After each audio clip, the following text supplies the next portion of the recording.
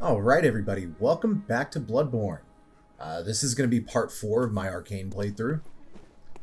We're going to come up here and level up with the doll a little bit, use some of these souls that we got from fighting the Bloodstarved Beast, and then we're going to go into our first Chalice Dungeon of the game. Now I said that I was not going to be visiting the Come Dungeon to get levels for this character. Good hunter. And we're definitely not going to do that yet. But I did want to visit another hacked dungeon that I have discovered since doing my original series on that particular dungeon. This dungeon is glyph ENV 5RAMQ. And this is still a depth 8 dungeon, but it does not have the curse effect on it. So when you actually go into this dungeon, you'll see that you still have all of your health. And if you come out here, if you look to the left, this dungeon does the exact same thing that the Come dungeon does. But it gives you a whole lot less blood echoes. It only gives you, should pop up, only gives you 31,000 blood echoes as opposed to 84,000 like the Come dungeon does. So I thought that was really cool because let's say you want to, use that type of farming method, but you don't want to completely break the game. You can come in here, you can do the same exact thing, get less blood echoes, grab a few levels, and then, go do whatever else you want to do in the game. This has the exact same layout as the Come dungeon does. Like I said, it just doesn't have the curse effect on it, so you can take a little bit more hits, but I also believe that the enemies are probably still just as strong. They seem to have the same amount of HP and the same amount of toughness, so it actually takes a long time to defeat the enemies at this point of my character because of the fact that I just don't have a very powerful weapon yet, and I'm just not at a super high level. But another thing that you can do in here, coming to this one, is, you have the Ritual Blood 5 materials that I just got.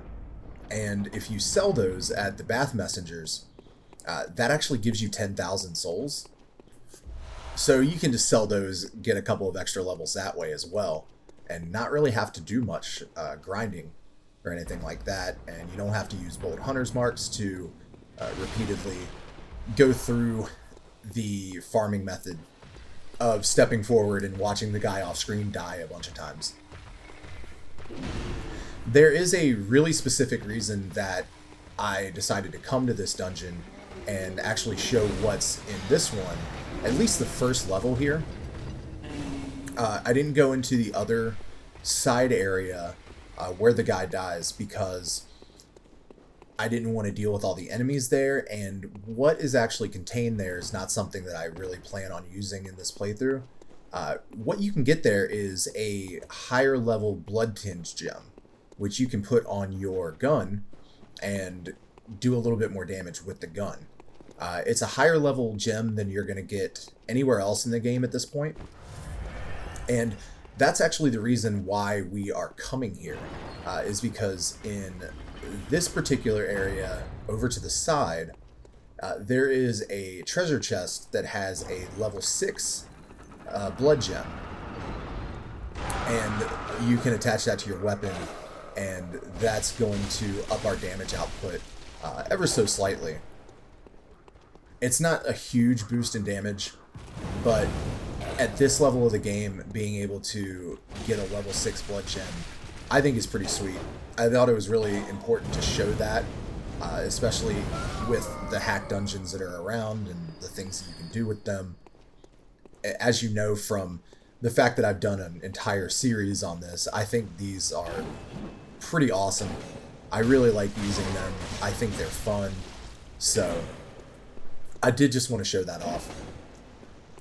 As you can see, these enemies, I'm not doing a whole lot of damage to them, so they really are tougher. They do have the same HP, I believe, as the actual dungeon that you would go into. So it does take a while to fight these, but I don't do a whole lot of that. I mainly just run, grab that switch, come here. I bait this guy into walking forward into the axes because I think it's hilarious that he just does that. I love messing with the AI in these games.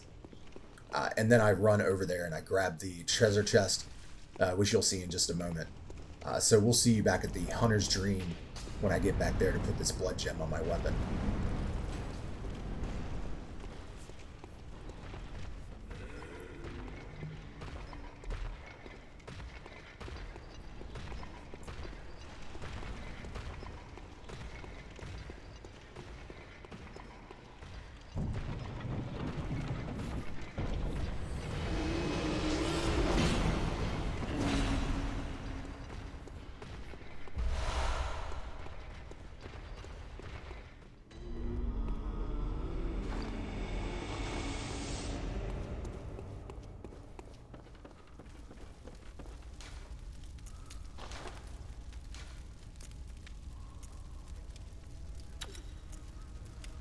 So yeah, that's a physical attack blood gem at 21% that you can get right after fighting Bloodstarved Beast.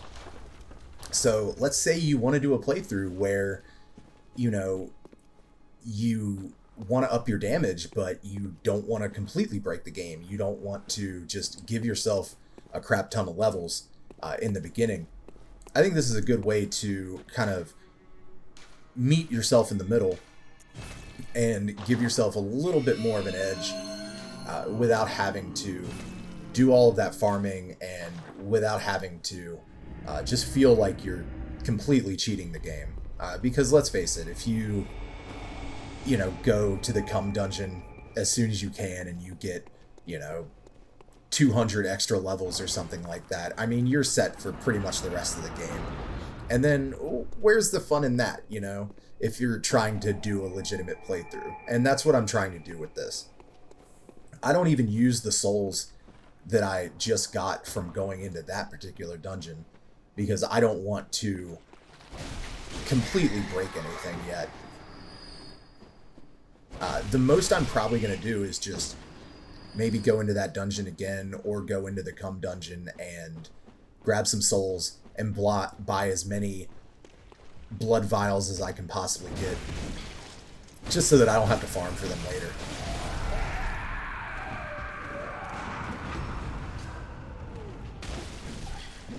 And then I missed the visceral attack on this guy and he knocks me out. He only had like one hit left, so I wish I could have made that one connect, but I come back and I get him here, although I kept missing parries and not even paying attention to the timing.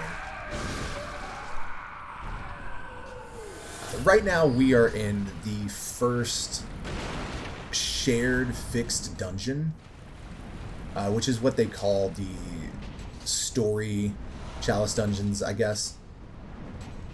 These are going to be the ones that, if you go in through the Chalice Dungeons on any regular playthrough, these are going to be the ones that you are going to go through.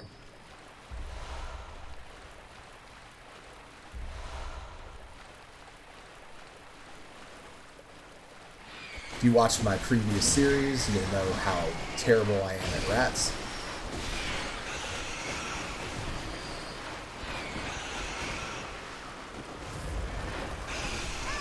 And they wreck my shit here, just like they do in the other videos.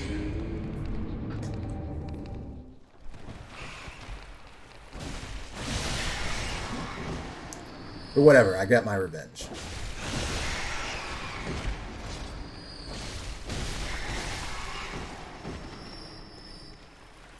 I wanted to say a little bit more about the Chalice Dungeons that are in the actual game here, that you kind of have to go through if you want to get everything in the story. I used to really, really hate the Chalice Dungeons I thought that they were the worst part of this game. They always seemed really boring to me. Didn't seem like they really had much of a purpose. But as the years have gone on, and as I've explored more, as the Tomb Prospector subreddit has been putting the findings that they've collected and gathered throughout the years, as they've been putting those on Reddit, and as I've been exploring some of the more interesting dungeons, I think that these are actually one of the best parts of the game now. I think it's super cool that, for one, that you can do the hack dungeons, but also you can hack things into these dungeons that, were cut out of the game. If you, look up that kind of stuff on YouTube, you'll find tons of people that have gone into these hack dungeons and fought a version of the Moon Presence that is not in the main game, as obviously there's only one version of the Moon Presence in there. There's another boss that was completely cut, but was also left in there that someone has actually gone through and restored. And I think that there's some way you can play it, maybe if you have a hacked PS4. I'm not 100% sure, and I don't have a hacked PS4 to be able to even test it out. But I just think that it's a really cool concept. And one of the reasons why I did my series, where I explored the Chalice Dungeons, and why I'm going to eventually do more of those, because I have a lot of fun doing it, and I just think that they're really interesting. Here, I don't really fight this guy too well. I kind of forgot that there were enemies just kind of hanging out in the corner here, and obscured by this little incense that they got burning and all that.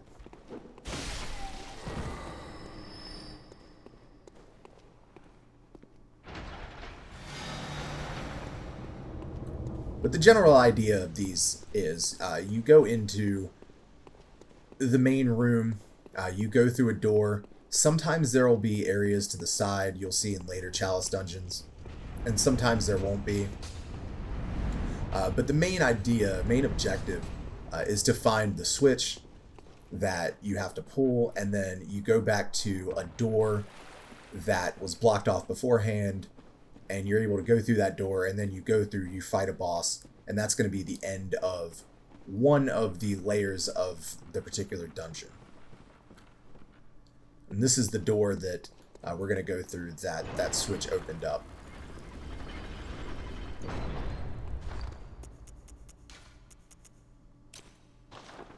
And I'm putting Molotov cocktails on here because I'm not very good at fighting this boss, unfortunately.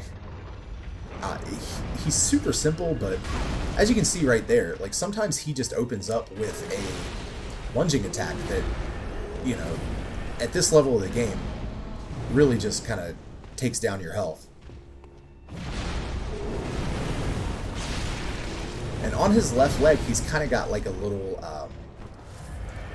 tumorous growth that you can actually bust and cause him a lot of damage, which I did there with the flame sprayer.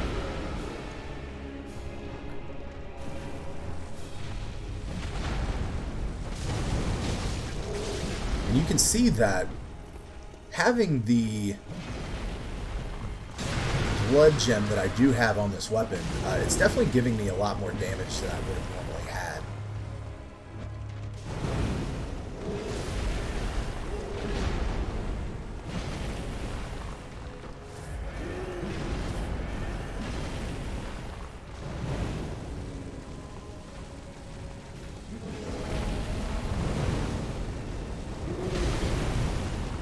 I mean, the weapon at this point is doing way more than the flame sprayer was doing.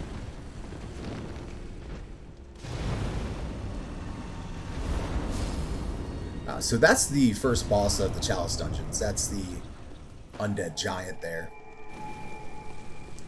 Like I said, sometimes I have a little bit of trouble with that boss. I feel he's a little bit unpredictable at times, and because of this level of the game, he does a lot of damage.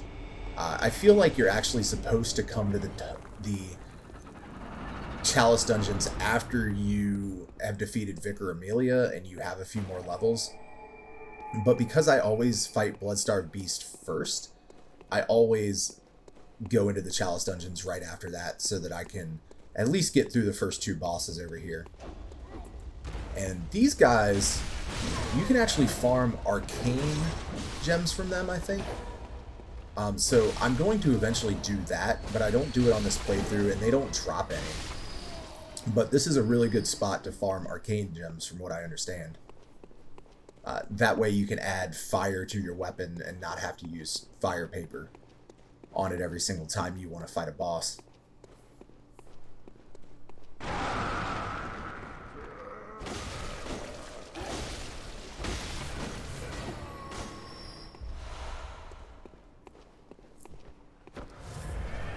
Now, I wanted to mention, if you've noticed, I continue to try and hit the enemy that I just fought after I've killed it. A lot of times that's because I get used to trying to get rally back from them. Because even though the enemy has died, if you keep hitting their corpse and you took damage from them, as long as you can get rally back, you can continue hitting their corpse and you'll get your health.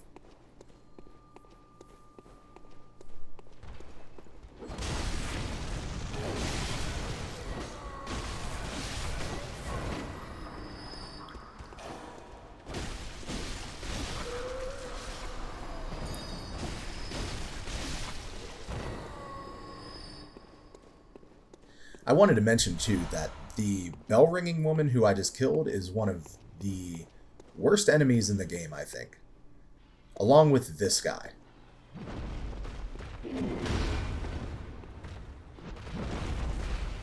He pretty much dodges every projectile you throw at him. He's super unpredictable. He's really fast for his size. And the thing that he hits you with does a whole hell of a lot of damage. And then he can just butt stomp you and almost kill you in one hit.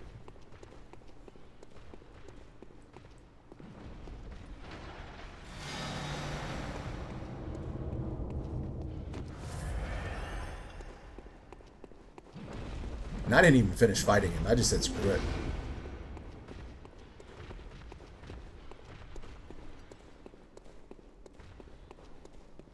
No point, really. Like, I don't need the souls right now.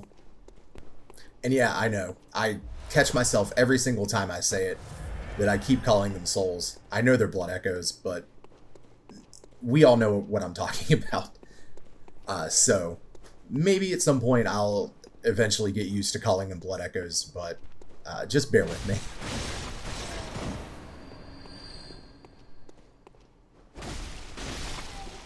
Of course, that guy will come up and try to surprise you.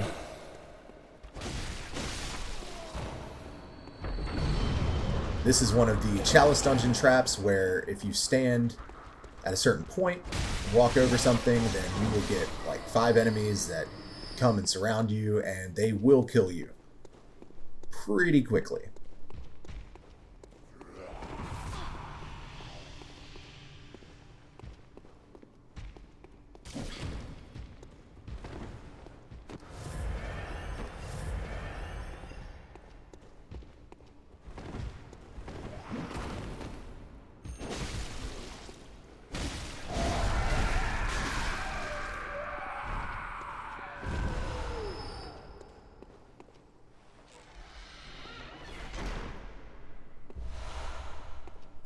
When you do come into these story Chalice Dungeons, it is pretty important that you explore every single area that you can, because that's the only way that you're really able to get the ritual components for the future Chalice Dungeons. They are very progression based in that when I defeat the second boss here, I'll actually get one of the next chalices that I need to actually progress through the rest of the story Chalice Dungeons. And that's one of the reasons that I didn't like the Chalice Dungeons when I was first playing the game many years ago, was because I just found it really tedious to have to go through everything. I'm going to let this fight play out because this is extremely embarrassing. You'll see what I mean.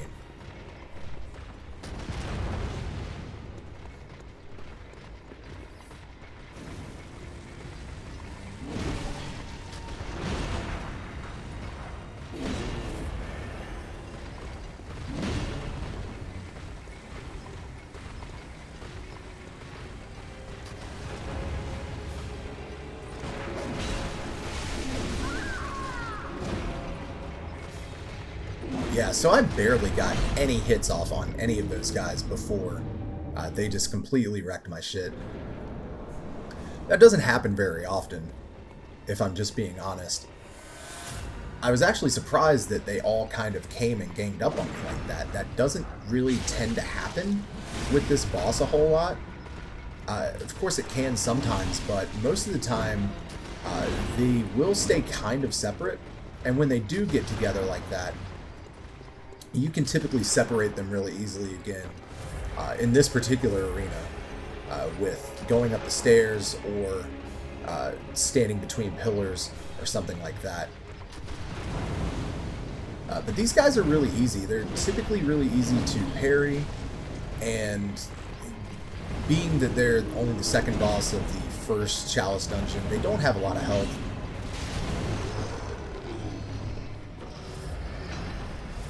But if you do get caught up in any of their attacks, they really can knock you out in about one or two. So that's why you do still kind of have to be careful if you're at this level and don't have a lot of health at this point in the game.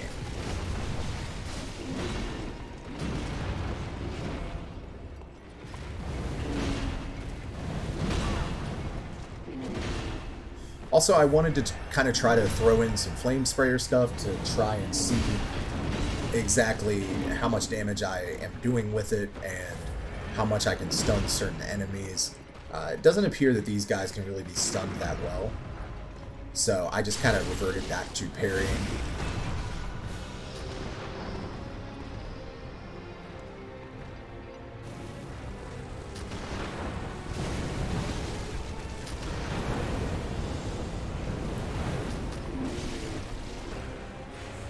This guy's probably the easiest of them to defeat, as long as you don't get hit by his gun way too many times.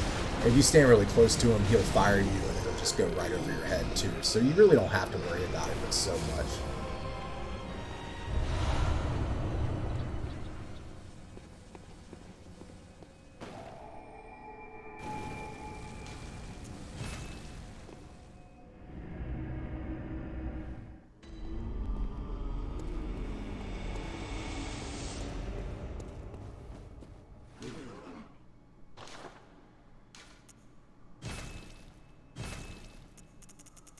And so yeah, that's where I decided that I was going to just go ahead and buy as many blood vials as I could using all those souls. Because like I said, I don't want to break the game too much.